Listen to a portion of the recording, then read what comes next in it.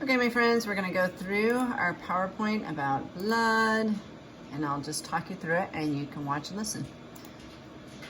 Blood is pumped through blood vessels to all the cells. We began this discussion last week when we talked about the heart, which is the double barrel pump that is used to pump all the blood to every cell in your body. The blood carries food and gases to the cells. And by food, I mean glucose primarily. And by gases, it could be oxygen, it could be carbon dioxide. We need to have oxygen because it helps us to break down the glucose in a process called cellular respiration. As a result of cellular respiration and breaking down the food, then one of the waste products is carbon dioxide, and then urea is the other waste product. I think it appears later on our slideshow. Here it is. It carries away waste. So urea is basically what is broken down after proteins are broken up. And then carbon dioxide is the gas that is resulting from cellular respiration, and that you breathe out through your lungs when you exhale. So what is blood? It's made of 4 components: plasma, red cells, white cells, and platelets. Each part has its own job. The red cells are these little guys here. The platelets are the teeny tinies that you see. They're actually fragments of cells, cytoplasmic fragments. The white blood cells are the biggest portion of the cells, and then the plasma is the fluid that carries them all along. So if we were to take blood in a test tube and run it through a centrifuge, that is a high-powered spinning wheel that you can put test tubes in, it will distribute and separate the blood by components. So the plasma is actually the largest component of your blood. It's made mostly of water. It's like 55% of your blood. The RBCs, the red blood cells, is the next largest amount, which is like 44 or 45%. And the white blood cells and platelets are just a teeny tiny part of your blood at less than 1%. So if you are to look at this graphic that I have here with an artery, it kind of shows you that it's not quite to scale. The white blood cells should be a bit bigger, and there should be many more red blood cells than you see here. It's just an idea of how they might look. The platelets are definitely the teeny tiniest portion. Again, with the centrifuge picture, the plasma is the liquid part of the blood. It's a dilute solution of salts, glucose, amino acids, vitamins, urea, proteins, fats, all the little extra items that are carried along in the blood float around in the plasma. The white blood cells are that teeny tiny part along with the platelets. The white blood cells are involved in the immune system. If you get a bacterial or viral infection, the white blood cells will attack. And the platelets are involved in blood clotting. So when you get a cut and your body makes a scab, the platelets are definitely involved with that. And the red blood cells are involved in carrying oxygen and also carbon dioxide. The plasma is the liquid part of the blood. It's mostly water.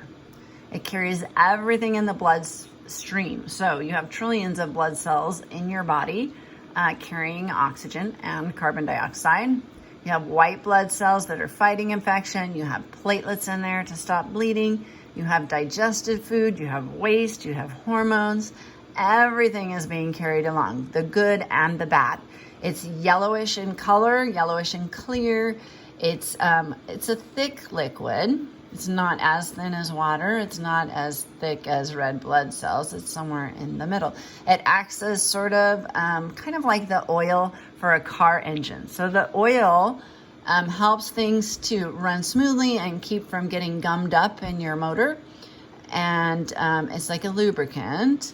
And the plasma is a bit like that. If you just had the red blood cells and the white blood cells and the platelets floating around, they could likely get caught and stuck along the way, and they wouldn't run smoothly through your circulatory system. So it allows the blood to flow smoothly through the vessels, and everything that is in your blood is found within the plasma itself. This is just another little picture that shows you how they can take blood from you, put it in a centrifuge, the spinning machine, and separate it into its different components. The heaviest item here is the red blood cells, and that's why it went to the bottom. The lightest portion is the plasma, and that's why it's at the top. This is a repeat, but yes, it contains the water, the minerals, the nutrients, the sugars, the proteins, and also the waste. Red blood cells. There's about 25 trillion red blood cells inside of you. Isn't that crazy? That's a lot. They attach oxygen to themselves and they carry it to every single cell in your body. It's quite a job. It also carries the carbon dioxide away from each cell as waste product.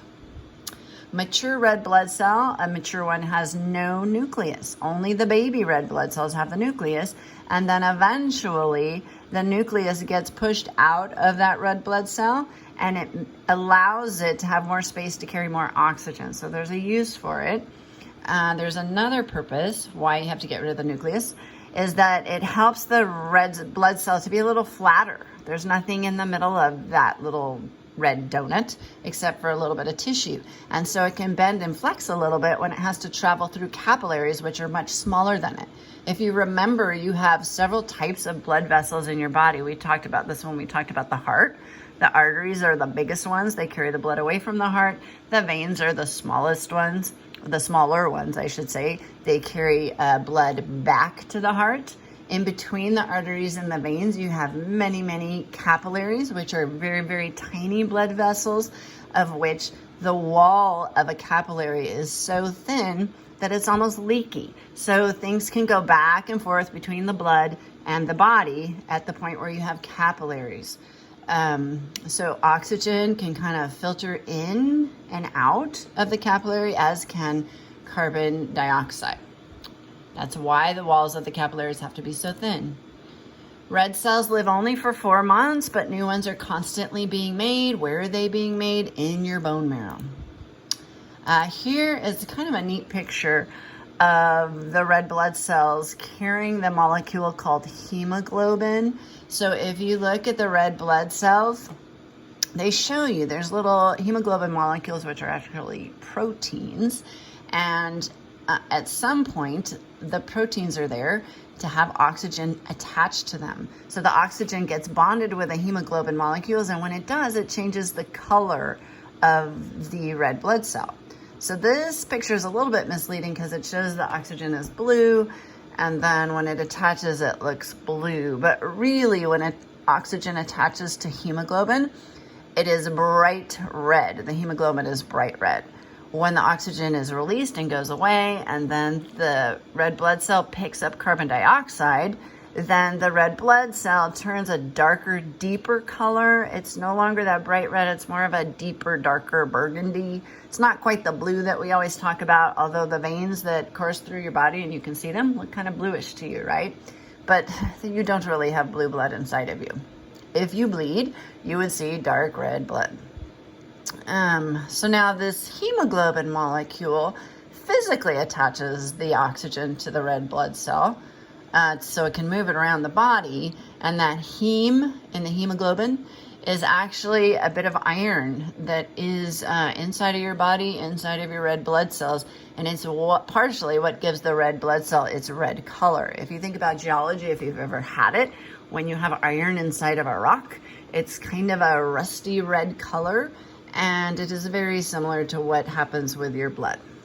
So you can know there's iron, which is a mineral inside of your body. You get iron from your diet. So if you are eating spinach, for example, there's iron inside of that, even though spinach is very, very green.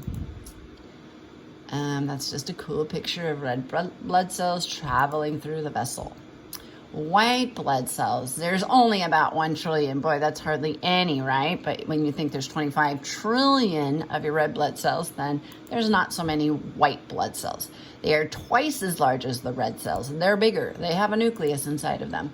They fight against disease by destroying bacteria, toxins, and foreign microbes.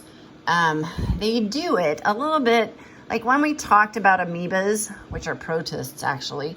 They surround their food and they gobble it down. So white blood cells are similar to that. They kind of glom around the bacteria and destroy it when they find it in the blood cell. They can actually pass through vessel walls out of the bloodstream to go after those antigens, even if they're not inside of the blood vessel.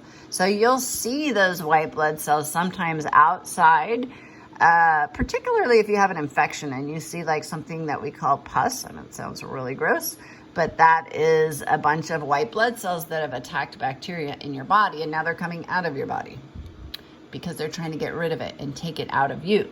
That is the same thing that happens when you have like mucus, when you have to blow your nose, that has white blood cells in it.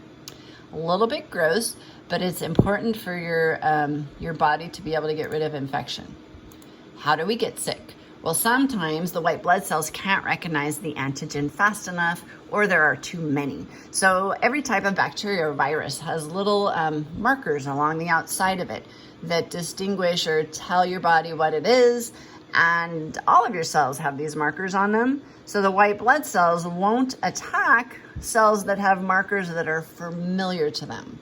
But when they find a marker that looks foreign or strange, then they go after it and they attack it.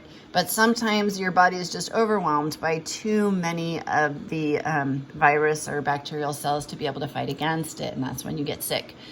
Retroviruses can change their appearance so that the white blood cells can't recognize them. So a retrovirus would be something like AIDS or HIV. It's actually super interesting. Most cells reproduce through using their DNA. So DNA have the instructions for all functions of a cell, including reproduction and making new cells. Well, DNA will create RNA, and then RNA continues the process. Retroviruses are different because it's actually the RNA that makes DNA. They're backwards. So this actually makes them incredibly difficult to treat because they can change their appearance around a lot easier because they're operating differently. Super interesting. All right, there's a big picture of a white blood cell. That's what it really looks like. One type of white blood cell. There are like 5 different types of white blood cells. They're all slightly different. But if you notice, it has all those little ticky-tacky sticky things on the outside. And those are receptors that pick up on foreign material, and they grab a hold of them and engulf them. Platelets. They are small pieces of cells, actually cytoplasm. They have no nucleus. They just kind of drift around like little Band-Aids. They're sticky. So they clump together to help make a blood clot at wounds, right? So you don't have so many platelets as you do have red blood cells, maybe even as white blood cells, but you have enough of them floating around, and when they sense that there's a cut somewhere in your body, they all sort of gather and glom together to try and fix the problem. So usually there's not too many of them, but when you have an opening or a broken blood vessel, the platelets will sense it and they'll all go to this spot right here. And so they have the sticky edges, and then they stick to one another, and they end up producing like a little net of fibrin that keeps more blood cells from coming out. So these are important so that you don't bleed out, right? It is good if you have a cut for your body to close up that wound as quick as it can. Eventually it all dries up and you get a scab right there. So the scab is actually made of platelets and red blood cells. And sometimes, if it gets infected, you'll see white blood cells coming out. And that's when you have pus or some sort of ooze like that. It's actually good to get rid of that and get that out of your body. So the function of platelets is to clump up and clot vessels in the cardiovascular system that are damaged due to injury. And the clumping of the platelets causes those fibers or fibrins to make a little net to stop extra blood from going through. This is just kind of a nice graphic of red blood cells, platelets, and white blood cells. And they are all produced in the bone marrow. We talked about that when we talked about the skeletal system. The long bones, inside of the center of the long bones, make most of your blood cells. We looked at a picture kind of like this. There's red blood cells, and see here are the 5 different types of white blood cells I was talking about, and the platelets. So each one of these type of white blood cells has a different function. One, for example, is for attacking viral cells. One is for attacking bacterial cells. One is for attacking cancer cells. The most common one is the neutrophil, I think, is the most common one. You can have disorders of the blood. So let's say you have anemia. Maybe you don't have enough red blood cells, or if you have sickle cell anemia, these red blood cells are in the shape of a crescent instead of a disc. And so they don't float very well through your circulatory system. They get caught and they glom up and cause clotting problems, and your oxygen doesn't get to the right place. These people sometimes get really tired and they have trouble breathing, and they can get clots easily. A problem or a disease of the white blood cells, we call this leukemia. So in leukemias, there is some sort of a problem. Maybe you are producing way too many of one of these white blood cells, and they crowd out all the marrow inside of your bone, and so you're not producing the right amounts of red blood cells or other white blood cells or platelets anymore. So you can have like not enough of one of these, or you can have too many of one of these. And those are all different types of cancers that can happen. Let's see, the blood types. So each of you has a blood type that you were born with, and you can be tested as a baby or even inside the womb for what your blood type might be. It's determined by your red blood cells. So the red blood cells have markers on the outside of them, or they have no markers. So if you have no markers on the outside of your red blood cells, that means you are O, because you have 0.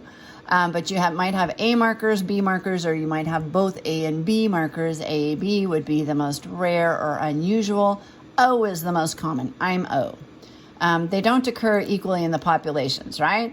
So most of us are O. There's very few people that are AB. So this makes a difference in, let's say someone needs a blood donation. So sometimes when people have cancer, they are not producing blood quickly enough. They need to get blood transfusions, or maybe they've had chemotherapy and it kind of knocks their blood cells out. And so they need to have blood transfusions then.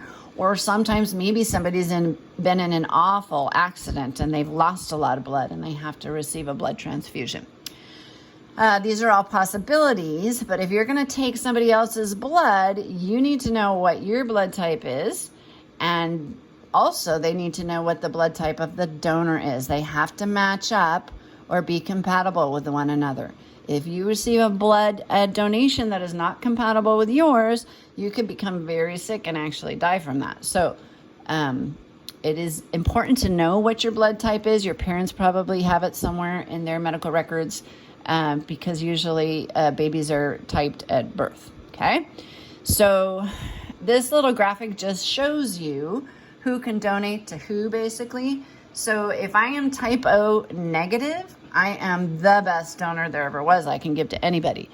But if you have somebody that's AB negative or positive, these guys are important because they can donate to those people that rarely have this blood type. So sometimes if they figure out, if you go to donate blood, it's a nice thing to do, and they figure out you're AB, they may call you a lot to donate blood because there's only certain people that can actually give this blood out. So these are things to think about as you grow and change, and you're gonna need to know your blood type, and you have to know like what's wise and not wise when you're accepting blood donations, or maybe you have a family member that needs blood. It's important to be aware of.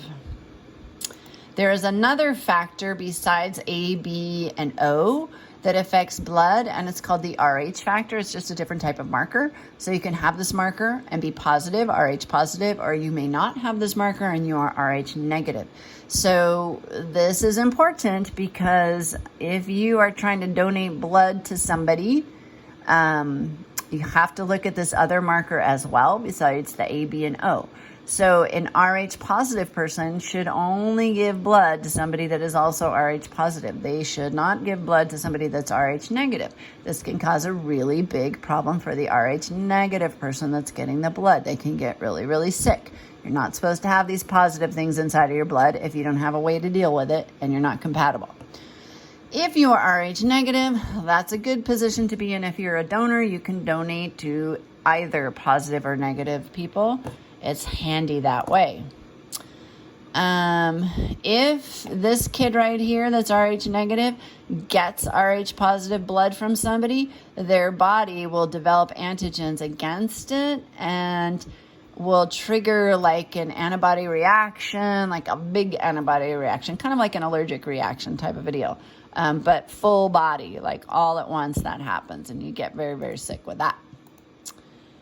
So people are either positive or negative, and then they could be A positive, A negative, B positive, B negative, O positive, O negative, etc., etc. Okay? 86% of people are positive, so that's the most of us. That's me. I'm positive. Blood pressure is another thing that you could learn about, and we'll just talk quickly about it. That's the pressure that's exerted on the walls of your artery when the heart contracts, and also the pressure when your heart's relaxed for just a second. There's also blood. There's just the pressure of the blood being in there that pushes against the arterial walls. So the pressure when the heart beats, that contraction, that's a higher pressure. It's called the systolic pressure. The pressure when your heart's at rest is called the diastolic, and that's usually a lower pressure, a lower number. Okay? So the average healthy adult blood pressure is about 120/80. Children's blood pressure would be generally less. Now, most of you are in middle school, so you're approaching like the typical size of an adult. So probably your blood pressure is going to be real close to 120/80. Middle school kids like yourself can still have problems with blood pressure. So you have to watch it and keep on top of it. It's important. You should be aware of the things that can cause high blood pressure, okay? So you are reaching adulthood. You have to know that you can be at risk at hypertension.